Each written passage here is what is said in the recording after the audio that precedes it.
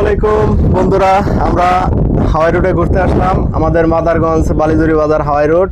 আমার দেখতে পারতেছেন আরও সাথে 3 বন্ধু আছে, বড় ভাইও হয়।